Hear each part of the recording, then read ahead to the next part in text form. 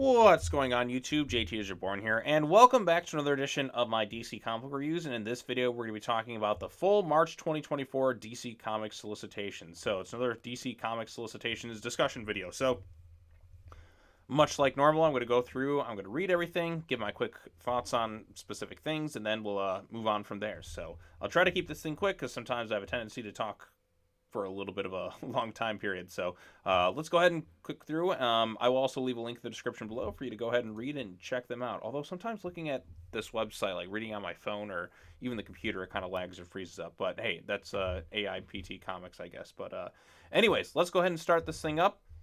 Batman number 145, written by Chip Zdarsky. So Zdarsky's run is continuing. Following the Joker Year 1 stunning reveals, Batman must engineer an escape from Zur's prison, but what dark secret does Zur now hold that's a game changer for the Dark Knight and the entire DC universe? Oh boy, more Zur-and-Ah stuff. That's already off to a... I don't know. The run's just not doing it for me as much as I think it should. So hopefully we'll kind of quickly get through some of the stuff. But here we have Amanda Waller. Suicide Squad, Dream Team number 1, written by Nicole Maines, the actress who played Dreamer on Supergirl.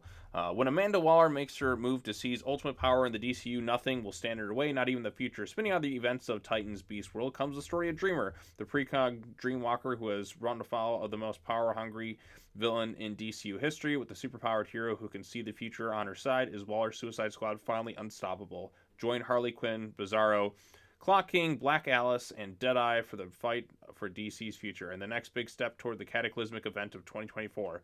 I'm shivering right now thinking about another DC event because we just had Beast World going on right now, and they've had so many events right now, it's insane. They're starting to mold together too, so I feel like we need like a long gap between them. So my personal preference. But next up, we also have Batman / Dylan Dog number 1. Written by Roberto Recchioni. I apologize if I get that wrong. See how the fates of Batman and Dylan Dog intertwine in the past through their lethal nemesis, the Joker, the clown prince of crime of Gotham City, and Professor Exaberus, a mad genius with a taste for bringing the dead back to life. Joker is in London to seal a hellish pact with Dylan Dog's nemesis, the Mephistopheles Exaberus. The doorbell of Craven Road number 7 screams, and beyond the doorway, Bruce Wayne appears. For the Nightmare Investigator, an incredible adventure begins side by side with the Dark Knight. They'll have to forge an uneasy alliance, putting aside their differences in order to successfully confront and defeat an evil that comes from the past. I'm not familiar with Dylan Dog at all. I remember there was like a movie with Brandon Routh called A Dylan Dog, like Day of Night or Dead of Night or whatever. Is that the same thing? I don't know. Next up, we have another Batman storyline in Batman Dark Age number 1, written by Mark Russell. Meet Bruce Wayne, Gotham's favorite delinquent son, in an origin story like no other. Witness the boy become a Dark Knight shaped by a city in turmoil as it marches towards his prophesized doom. Set against the backdrop of actual historical events, Gotham comes alive, filled with the iconic characters who've loved and hated Batman over the years like you've never seen them before. Spinning out of an Eisner-nominated Superman Space Age, Mark Russell and Mike return to give audiences a look at Batman as a figure in American history, fighting for justice in a world gone mad. So is it going to be like in the past or something like that? I don't know, because like Gotham doesn't like a lot of these DC cities don't exist in these worlds. So how is it? I don't know. We're just making things up. Oh, but look who we have here. It's the return of Flatline, who has not been in any sort of comic with Damian for quite a while. I think it was Robin 17, the final issue of that series. That was like August of last year. So it's been a year and a half pretty much since they've been in any sort of comic together. Not counting like I think it was Night Terrors had kind of a dream sequence, but actual like face-to-face interaction. So that'll be interesting to see how Damian's sort of kind of girlfriend interacts with Bruce. So what do we got here? Batman number 7. Batman and Robin are on the hunt for Man-Bat and Shoosh, but their search is interrupted by the return to Flatline, Damian's crush from Lazarus Planet, or the Lazarus Tournament. I can't even read right now. Damian's crush from the Lazarus Tournament. What has followed her to Gotham? And that's kind of it. That makes me wonder. Because I remember I think the last comic I saw Flatline in, it was one of those Lazarus Planet tie-ins where she sort of resurrected Ra's al Ghul in a way. Will that be what follows her to Gotham? I don't know. There's still a lot of lingering plot threads I felt from Lazarus Planet and Batman vs. Robin. Like, whatever happened to Damian's heart, right? Is that something? I don't know. We'll have to wait and see. But looking forward to it, I suppose. Next up, we have Detective Comics 1083. This one is written by Ram V, of course. Backup written by Dan Waters. I wish DC would drop the backups. I feel like dropping the backups, dropping the price to $3.99 would be really beneficial because so many of these backups just don't really like do much for the overall story. At least in my opinion, it's been a while since there's one I've.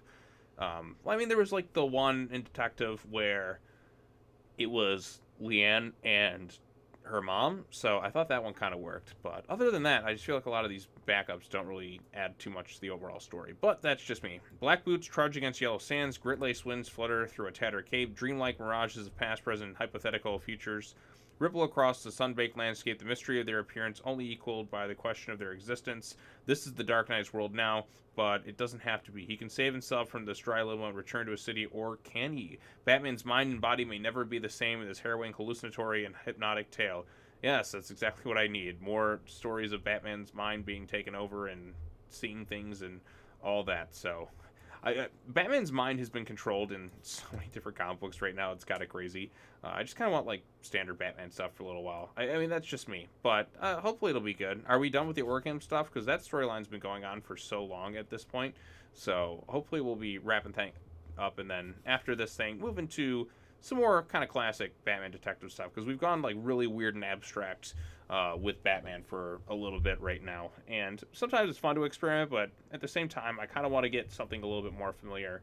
And I guess I'm sort of getting that in Batman and Robin with Bruce and Damian, but at least with the classic Batman and Robin stuff, but you're also getting Bruce really kind of being a parent on his own for the first time, now that he doesn't have Alfred to kind of take care of the stuff that he really should have been taking care of. So, but there's still like fun stuff there. So, next up, we have Nightwing number 112. This one is backup written by Michael W. Conrad. Wait, do I not see Tom Taylor on this? Is he off Nightwing? Oh, okay. There's Tom Taylor's name. I thought for a second, like, wow, is he actually leaving Nightwing? We can get somebody else in there, something fresh and exciting, but no, I guess not. Sometimes you can do something good, sometimes not. Nightwing continues to struggle with his recent woe. Why can't he leap, and what's causing it? And Batman continues his investigation into it. Is he any closer to figuring out the root of this new dilemma before there are some serious consequences? Plus, part 2 of the period saga around 7 centuries ago. The Grayson name was born, a child of the Black Death. The story of revenge reaches its epic conclusion. So, more Nightwing stuff. We also get a backup in there. Again, I feel like we don't need all these backups for these main storylines, but that's just me. So, hopefully it's good. Hopefully it's good. Oh, here we go. Is this the Birds of Prey? Birds of Prey, issue number 7, written by Kelly Thompson. Hey, Batgirl's in it. At least 2. Sin is alive, or at least Barbara Gordon, that's what I meant, because Cass has been in Birds of Prey. I've actually been reading this thing, but I haven't really been covering it, because sometimes I just want to just read stuff and not have to worry about covering it or anything like that, but it actually hasn't been half bad. Sin is alive and back with Black Canary in Gotham, and the world didn't get destroyed, but the cost was high and nobody's exactly sure what it meant. Shocking revelations in the wake of the Birds' first mission lead on into a conspiracy against the Birds of Prey and a whole new mission, new team, hold on to your butts. I feel like I want to hear Sam Jackson just speak that last line in existence. Then we have this. Looks like Outsiders, some weird vampire stuff, weird creatures. I like this cover, though. Like, this is a pretty cool vampire-like cover. You're invited. Is this going to be like an evil wedding or something? The world is dying. Welcome to the funeral. This is... You and the Outsiders are invited to the biggest social event of 2024, a gathering of the most terrifying monsters from across the DC universe. After all, horror is in right now. Follow Kate Kane, Luke Fox, and Drummer as they step into the shadows of Kate's past after receiving a strange invitation from her former lover, the vampiric Nocturna. Why have they been invited? What other monstrous entities will be attending? How many will die before the night is through? And who's faintly crying in the other room? Accept your invitation, find out, but be warned. Once you open the package, there's no turning back. Okay, that sounds like kind of a fun issue. Then we have Catwoman. Okay, this is somebody was really horny making this cover. Look at the size of her boobs. Okay, I actually said that out loud, didn't I? Yep. This one is written by Teenie Howard. 9 Lives Part 5. Selina's international tour of death and rebirth continues. Her latest crime, going deep beneath the sea to rescue a film director turned brainwashed political prisoner from a bunch of undersea ne'er-duels. Ne'er-duels? Okay. Am I saying that right? I don't know. The only problem is the director doesn't want to leave his new home, and he's harboring a secret that'll make him lethal to Selena. If anyone finds out he's been taken, including the director himself, to make it through the mission with any of her 9 lives intact, Catwoman will have to trick her quarry into thinking nothing out of the ordinary is happening. But will her acting skills stand up to the director's standards? Okay, sounds kind of bizarre, but alright. The Penguin, written by Tom King. The Penguin gathered his muscle, his advisor, and his insider. Now it's time to reclaim his throne in Gotham City, Phase 1 of Family Reunion. Okay, I suppose. Excuse me, I'm yawning. Kind of tired today. Next up we have Harley Quinn, number 38, written by Teenie Howard. Rub the sleep out of your eye bulbs, you lazy Burks. It's the start of a whole new arc of my book, and it's off to a bang. After dealing with multiversal shenanigans for so long, a girl has got to get back to her roots, by which I mean taking your non-talking hyenas on walkies, bagging up their poops, and then having a superbo birthday party with her girlfriend and best pals. It's the start of a whole new arc. Okay, out of the multiverse shenanigans. Good. Plus, Ola, you like cartoons? I'll give you some dang gosh tunes. God, I was trying to read this as Harley. It's just kind of weird. My disbarred personal trainers, Brandt and Stein, present the true Harleywood story of the time I got embroiled in a battle of wills and wits with Gotham's foremost high-flying kite aficionado, Kite Man. Okay, Kite Man, cool. Then we have Poison Ivy right here. Poison Ivy, number 20. Wow, she's 20 issues into this thing. Written by G. Willow Wilson. Pamela Isley's world is spiraling out of control thanks to the influence of her professor, Dr. Jason Woodrue.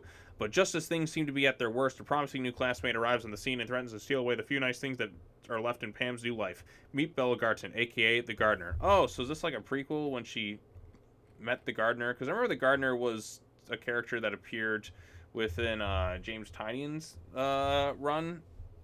Remember that stuff? Yeah. Because he took over right after Tom King stuff. So, looks like Jason Todd over here.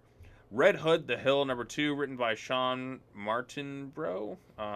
Jason Todd, a.k.a. the Red Hood, and Dana Harlow, a.k.a. Strike, find their relationship strained in more ways than one. While in costume, Red Hood, as well as the other members of the Watch, urges Strike to give up the vigilante life and their civilian lives. Seeds of jealousy begin to drive wedge between Jason and one of his oldest friends. Meanwhile, Demetrius Corley Jr. and the villain known as Suluku both have their own sinister schemes for the town. But what will happen when they converge? Things are heating up in the Hill. When it all boils over, will anyone be safe? Is Jason hooking up with someone else now? I thought he was with Rose, then he's with Artemis or whatnot. I don't exactly know. Every new comic book, like, they pair him up with someone different, and there's really not much in terms of, like, consistency with that. But the first issue of this comes out in February, so I guess I'll check it out. It's only a 6-issue miniseries, so we'll see. I recognize that cover art. That looks like Simone DeMeo. Batman the Brave and the Bold, number 11. I still have not read this Brave and the Bold comic book yet. Maybe I should. Does anybody think I should check it out in the comment? Or if you're reading the comments, should I check out the Brave and the Bold? I don't know. Maybe it's good, maybe it's not, but I just never got around to it. Tristan Gray is mutated and terrifying new version of the Man-Bat. It's up to Batman and Maps to save him. But when it turns out that Tristan is not the only person who has been affected by the Man-Bat serum, it will be Batman and Maps versus an army of leather-winged monsters. So that's kind of going on in the Batman and Robin right now with Man-Bat. Also, Lois Lane falls deeper down the conspiracy rabbit hole, and Artemis continue her hunts. And lastly, Batman finds himself in a full core nightmare courtesy of Zach Thompson and Ashley Wood, and new Batman Black and White Tale is to be seen to be believed. Okay, could be fun. The most consistently good book at DC. Batman Superman World's Finest, number 25, written by Mark Waid. And why is there a William Shatner cover in this thing? Is Shatner appearing in this issue? If so, that'd be kind of fun. Join Batman and Superman as the world's finest team celebrates 25 issues of World's Finest. This oversized special issues takes our heroes around the DCU and beyond with a special lead story that will at last showcase the first meeting between the Joker and Lex Luthor. The world's finest villains form an unholy alliance that will send chills down the spines of the DCU heroes forevermore. Plus, spinning out the events of the world's finest annual, Doomite strikes and points the way to the next world's finest epic. I love this comic book. It's the most consistently good book at DC. And you have Mark Waid writing it and Dan Mora doing the artwork. You just can't lose with it. Also, why is William Shatner getting a cover? Why? I mean, I've met William Shatner. He's a pretty funny guy. But, like, why does he have a random cover in the middle of World's Finest? Is he appearing in the issue? Is there some sort of William Shatner comic book coming? Why? Like, of all the covers, why is there a William Shatner cover by Dan Mora? I mean, cool, I guess. I mean, the more Shatner, the better, I suppose. But is Captain Kirk appearing in this thing? I just have so many questions. The only time it made sense was because William Shatner played Two-Face in Batman Two-Face, the final time Adam West played Batman in that animated film. Not as good as the Return of the Cape Crusaders, but it was still cool to kind of see. But so many questions there. But anyways, next up we have Action Comics number 1063, written by Jason Aaron. Isn't it crazy how Action Comics, before I continue, like, had more issues than Detective, but now Detective is like well ahead of it in terms of how many issues given all the events and everything. Just something I kind of noticed. I feel like Action Comics should have more issues, but I mean, Detective Comics has so many events and miniseries where they just keep churning out the things with Batman, but that's just me. The startling finale of I, Bizarro sees the Man of Steel making his most shocking team-up ever as part of the mind-blowing finale, or final battle against the Ultimate Bizarro. Okay, what do we have here? Superman number 12, written by Joshua Williamson. Superman's been pretty good, too, by Williamson. There hasn't been a bad issue with that. And Jamal Campbell's artwork, looks like he's just doing the cover by, art by David Baldian, so. Superman is the brains, while Lex is the brawn. As they team up to battle the Lex Luthor Revenge Squad for the fate of Metropolis, Lex has sworn to Superman that he is a changed man, but to what lengths will he go to stop his enemies? And what danger from deep space rapidly makes its way towards Earth? I'm assuming this is Brainiac, because it seems like we're going to get some sort of Brainiac event, which for a Superman storyline, I feel like we need a good, huge, like, Brainiac story. It's been a while since Brainiac's kind of been at the forefront of things. So I'm actually okay with Brainiac kind of taking the lead in something. Yeah, I'm a little event fatigued, considering how many DC has done in recent memory. But like I said, a Brainiac focused one could be kind of cool. Looks like we got Power Girl over here. Power Girl number 7, written by Leah Williams, art by Margaret Savage. The Supergirls are trapped while tracking down the missing citizens of Metropolis. Paige and Kara have found themselves powerless in the mythical realm of Ferembia. They'll all have to rely on their wits to find an escape and the brains behind the whole operation before they're stuck in their own personal dark age. Kneel before Zod. I have to say that like Terrence Stamp. Number 3. Very entertaining, over-the-top villain performance. Palace intrigue infects the House of Zod as war comes to New Kandor. What kind of chaos is wrought when alien invaders unleash their secret fail-safe weapon? Who will survive? Who will die? You can't afford to miss this major turning point in the cataclysmic saga of Zod. Sorry, got a little too into that. We got the Flash next. Jai West is going to try to rescue Max Mercury from the horrific realms of Time Point, now a world overrun by time-gobbling monsters, and he's got surprising backup, the shadowy bubblegum chewing figure who goes by the name of Inspector Pilgrim. Then we have Speed Force right here. Okay, so it's 5 of 6 of this 6-issue miniseries. After teaming up with the rest of the Flash family and Titans Beast World tour Central City, Avery and Wallace are more determined than ever to take down the mysterious forces behind the app that's brainwashing not only Star Lab scientists, but now the youths of Keystone City. But before they can reach the big boss, they've got to face off with the holographic versions of themselves. Okay. Wonder Woman, number 7, written by Tom King. For the Batman Who Is Everything amidst their adventures as Superman and Wonder Woman, Clark and Diana take a thrilling journey to space to get a birthday gift for their dear friend Bruce.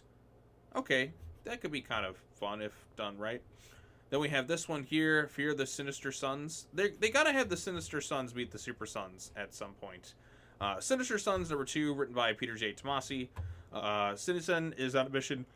Excuse me 1 second. God, I don't know, I'm yawning so much. It's only like 2 o'clock. Citizen is on a mission to prove he's worthy of the mantle of Sinestro, but what happens when Lord Zod throws a spanner in the works? It's Citizen versus Lord Zod as the boys forge a path of destruction across the galaxy. Okie dokie. Amazon's Attack, number 6 by Josie Campbell. Back to the beginning, the Amazons revisit their roots only to discover a dangerous stone in their history left unturned. What lies in the ruins our heroes find themselves lost in? Will they discover the real culprit behind the attacks and save their people? Find out in this epic finale where the forces of harmony and discord clash. Alright, looks like Amanda Waller's there. Looks like Beast Boy's there, so it looks like he's probably going to survive Beast World. Now he's in another cover. Oh, not final cover. Huh. maybe they might actually pull it off, but they're not going to. Titans number 9, written by Tom Taylor. Amanda Waller has condemned the Titans and publicly blamed them for a worldwide crisis, even though she started it. Or she was partially responsible for it. She obviously didn't bring in the Starro character that they fought, but she used Dr. Hate to do all this stuff. But it is what it is. While many still see the Titans as heroes, others now see them as a danger to all. Can the Titans battle misinformation and fight for a world that hates them, all while the greatest threat to the team may be within their own ranks? Okay. Now, this one was kind of a surprise here. Not final cover.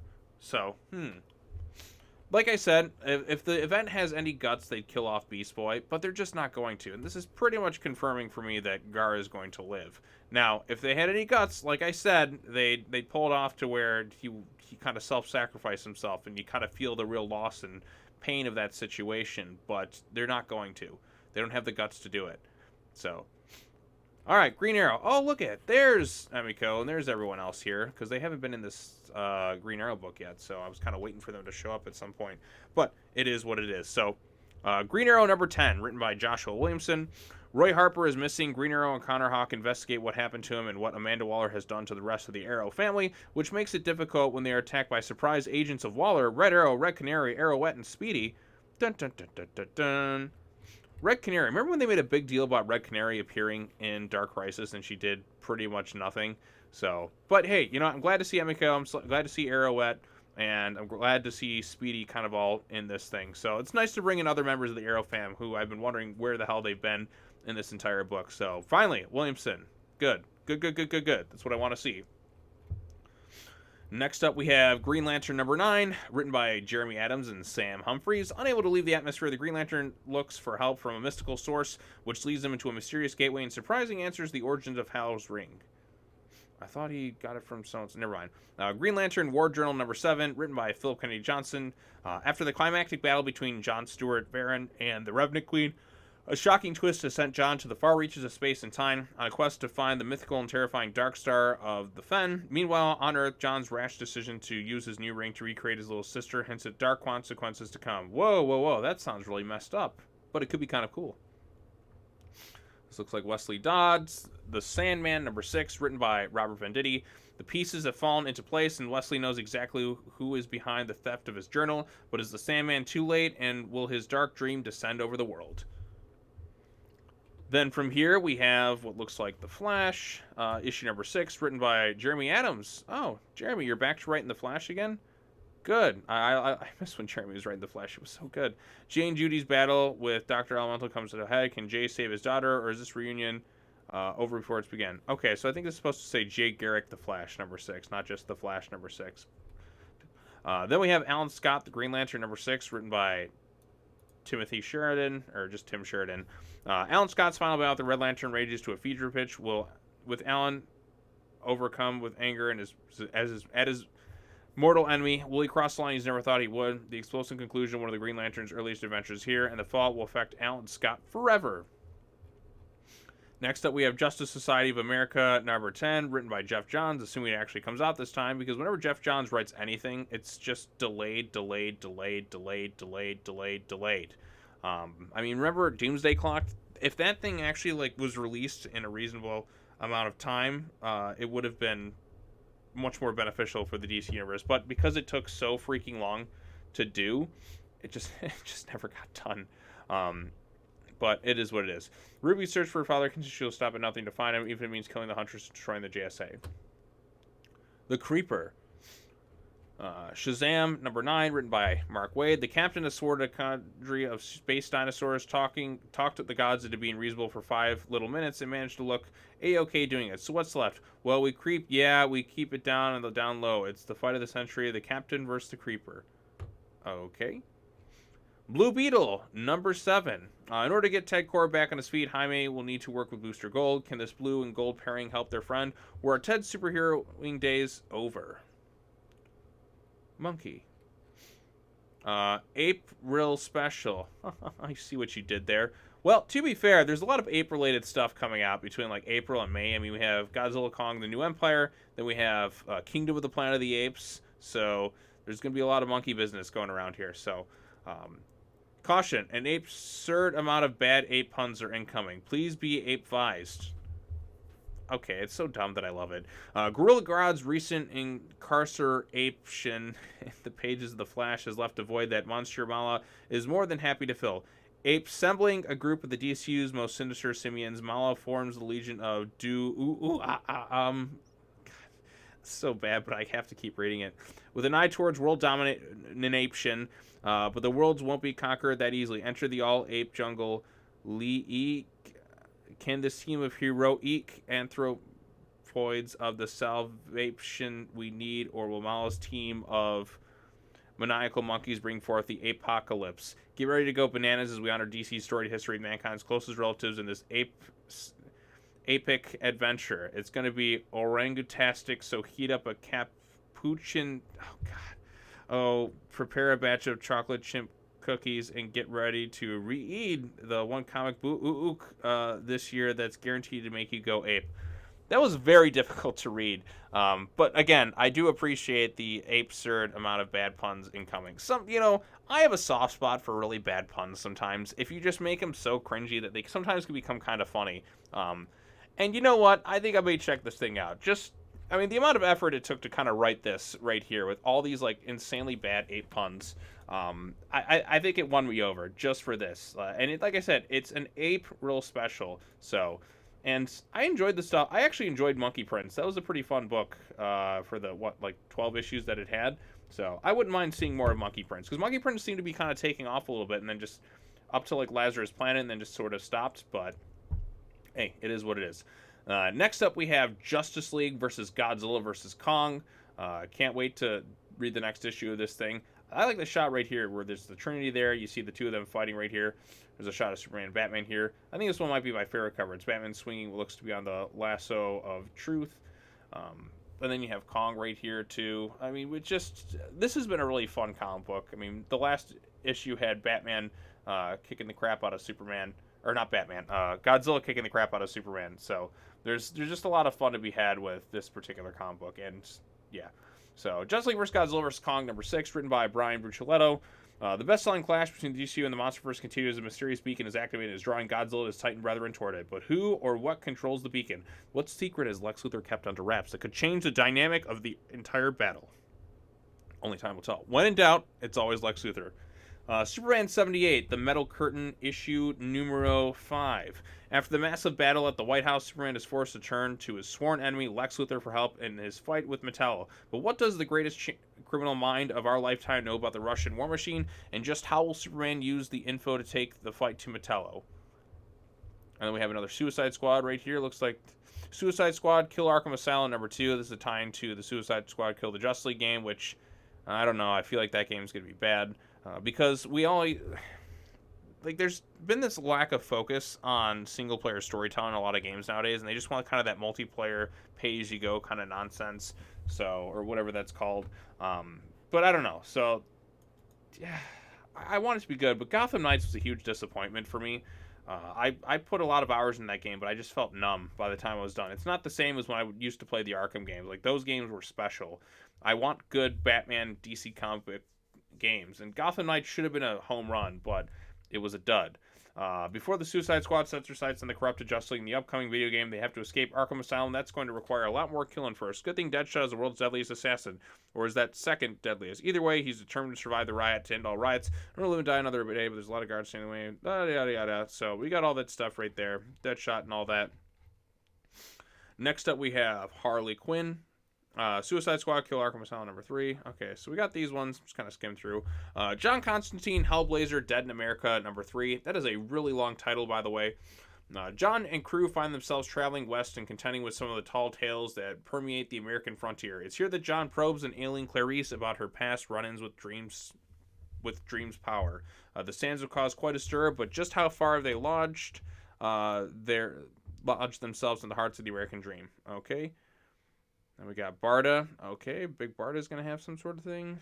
Batman, Robin, Howard, #1. Primer. Batman, Scooby-Doo Mysteries, #3. Catwoman Sand be blamed for this. Yada, yada, yada. Looney Tunes #277. I'm shocked this book's going on. I've never seen it at my comic shop at all. This looks to be the reprinting of the first ever appearance of Talia al Ghul. And then we just have some various volumes in that here. The entire World's Finest Teen Titans, which was a fun book to cover. Dark Knight 3 is getting reprinted. DC Pride, Wayne Family Adventures, Vixen, all of that other stuff. Anything else? Nope, just some various trade paperbacks. No other. Mad Magazine number 37. Okay. And that is going to wrap it up for the solicitations for this particular month.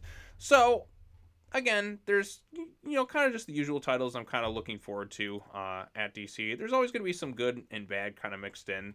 And there's some stuff I'm just kind of like whelmed for, underwhelmed. The main Batman books between Batman and Detective Comics haven't quite been living up to par. I feel like they should be, considering the creative teams behind them have written much better stuff in the past.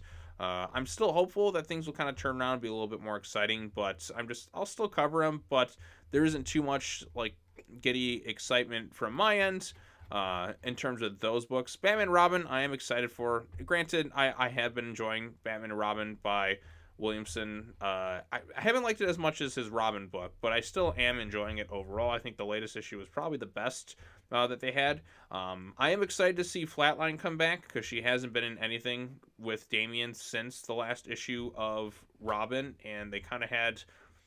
Well, she wanted him to go. She wanted him to go with her to Tokyo, and then he just kind of declined because he had other stuff he had to do.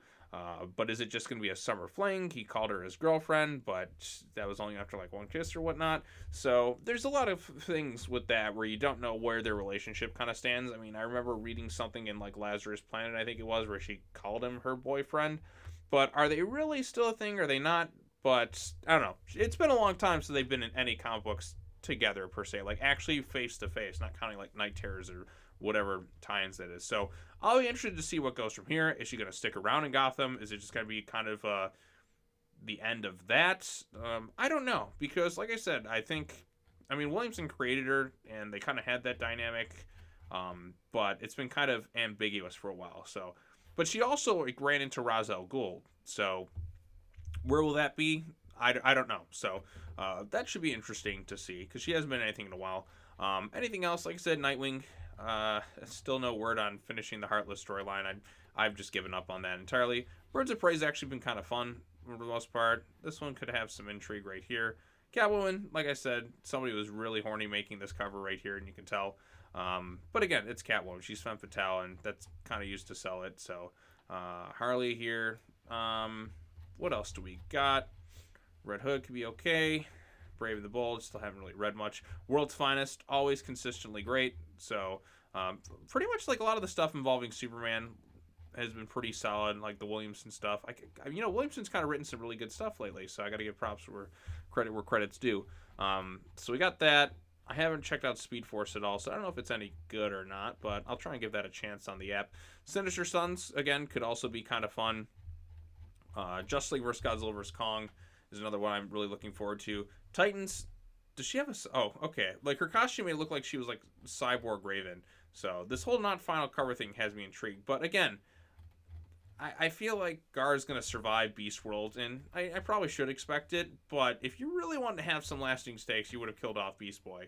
But I guess the whole thing is, like, losing faith in the Titans or whatever. And Waller blaming them for the worldwide crisis that she's, in part, really responsible for. So... this one I'm looking forward to. Like I said, seeing other members of the Arrow fam come back. So there are some things I'm looking forward to for sure. This one kind of sounds like messed up right here about like bringing his sister back with his ring. That sounds like all sorts of messed up. So that could be like some sort of like crazy thing. So that could be kind of cool.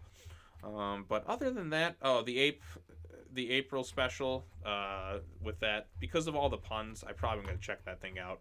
Just because the puns were so incredibly, like, the amount of effort taken to make all these bad ape puns, I respect it. So, but, World's Finest, all that. So, there is some stuff I'm looking forward to for sure. Probably not going to check out the Suicide Squad comic book tie-ins to the game, but lots and lots of questions. So, but anyways, if you have any thoughts on this month's solicitations, let me know what you thought of it in the comment section down below. Do you like like, dislike, or whatever them, or anything you're looking forward to. Be sure to like this video, share it with your friends, subscribe to the YouTube channel for more content, hit the bell for notifications. So I don't know what time this thing will be up, but I know like it'll be up. I'm going to try and post it right away.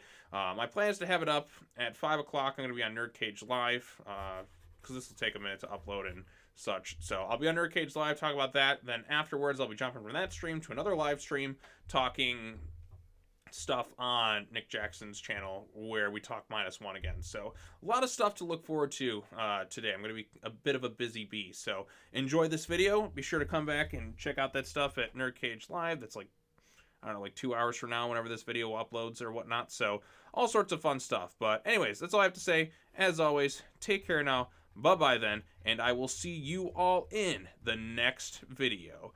Peace out. Literally, as Damien's doing right here, the peace sign. Peace out. Okay, bye-bye.